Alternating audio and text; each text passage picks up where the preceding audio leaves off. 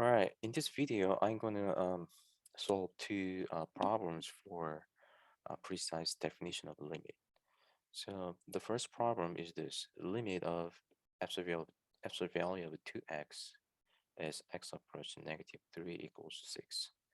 So for what we saw that we have to find out the delta, I mean the relationship between epsilon and delta, and then we write the limit in terms of epsilon and delta. Okay, so there are two steps. So step one, we find delta. Okay, so in this problem, to find the delta, we normally we're gonna start from the absolute value of difference between the f of x and the L. Okay, so in this problem is absolute value of 2x and then 6. So absolute value of 2x minus 6 equals absolute value of 2x minus absolute value of -6. So here I just use some uh, kind of trick, this that inequality. So absolute value of a minus absolute value of b, which means the absolute value of difference between the absolute value of the quantity is less than or equals absolute value of just a minus b. So how why that work? Why the inequality is like this? Because yeah, so I'm not gonna prove it. That's the out of this subject. So, but I'll just give simple example. So what if a is 3 and you see that right here. So what if a equals 3 and the b is -1? Then just substitute the two numbers into a and b respectively. Then you will see that that inequality is satisfied, right? So since the absolute value is involved in f of x, so I'm going to use that inequality. Why? How come? Because the strategy is this: starting from this, and then we have to get certain expression involving x minus a, in this case -3. So to get that absolute value involved, I mean x minus -3, we need to use this. I mean, that's not the option, but um, there is other way to get expression involving x minus -3 starting from this. But yeah, let me use this one. So let me continue to doing this. So then this is, by that inequality, this is less than or equals absolute value of 2x minus -6, right? So I just set a is 2x and b is -6. So we got this. And then that is equal to absolute value of 2x plus 6. And then since 2 is a common factor, so the factoring out, so we got this. See that here, absolute value of x plus 3. Yeah, that's the bounded by, it should be bounded by epsilon. So, and then divide by 2 on both sides. So we got absolute value of x plus 3 is less than epsilon over 2, right? So now epsilon over 2 must be what? E equals delta. So we choose delta. Um, the epsilon over 2 is a lot of just typo. So sorry about that. So delta equals epsilon over 2. Then they're starting from the f of x by 6. This is bounded by absolute value of absolute value of x plus 3. That is less than epsilon over 2. Uh, okay.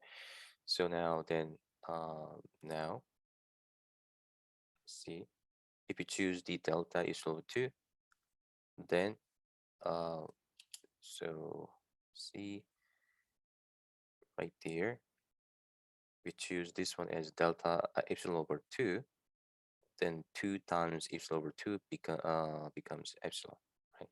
Okay.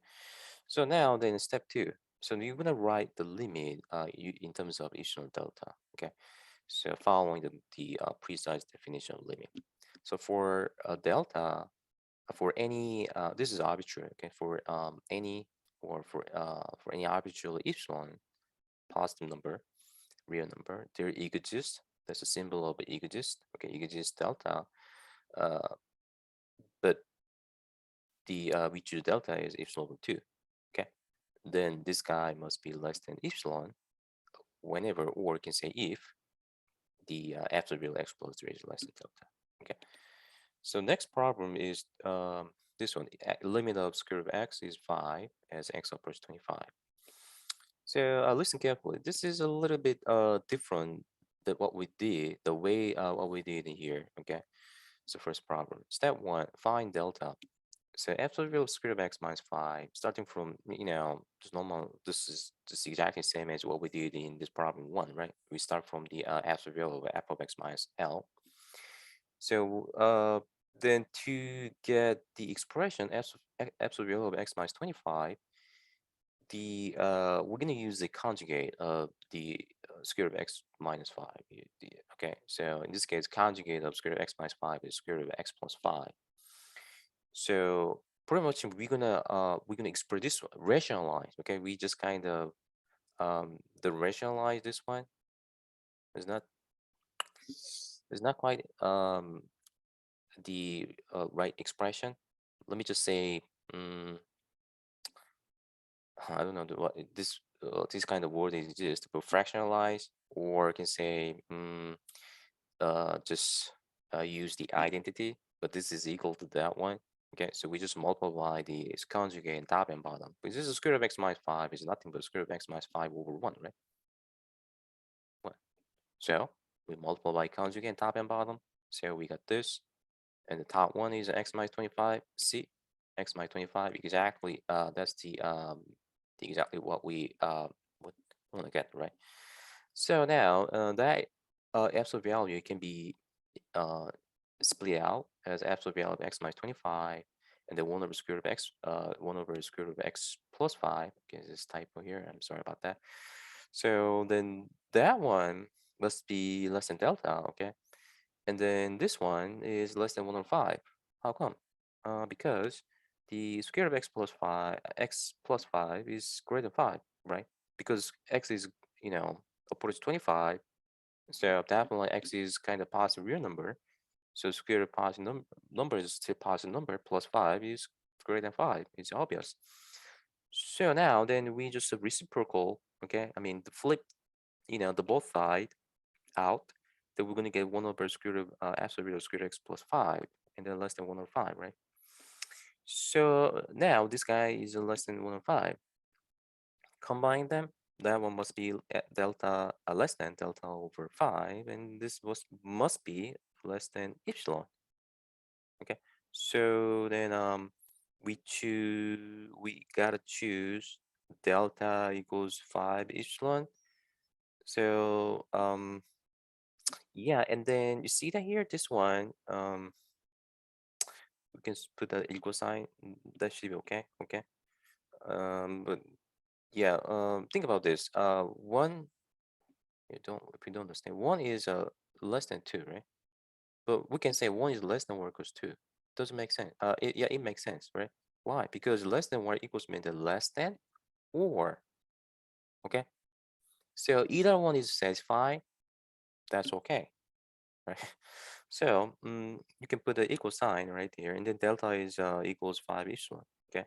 But even though there is equal sign here, there's a less than. So eventually, this guy is a less than epsilon. Yeah, it works. So don't worry about that. But the thing is this. In this case, what if epsilon? See, epsilon is for any arbitrary number, right? What if epsilon is greater than 5? So 5 times certain number greater than 5, which is greater than 25, then we're going to get big trouble. Where are we going to get the big trouble? When the epsilon is chosen as a number which is greater than 5, so the delta is greater than 25, right there. The absolute value of x minus 25 must be less than 25, right? Does it make sense? So since the absolute value of x minus 25 is less than 25, must be. So we gotta choose delta as a minimum of 25 or 5 epsilon. Okay, that's the big difference between the problem number 2 and problem number 1. Okay, so normally it's not always true, but normally we get the product of two absolute value, and the one of them is just x minus a, and the other one is something, okay, then you may need to be caution, okay, that delta must be chosen as a minimum of two quantity. Okay, so keep in mind this. So we got the we figured out the delta, and then the step two is what? To rewrite the proof. We're gonna write the limit as what?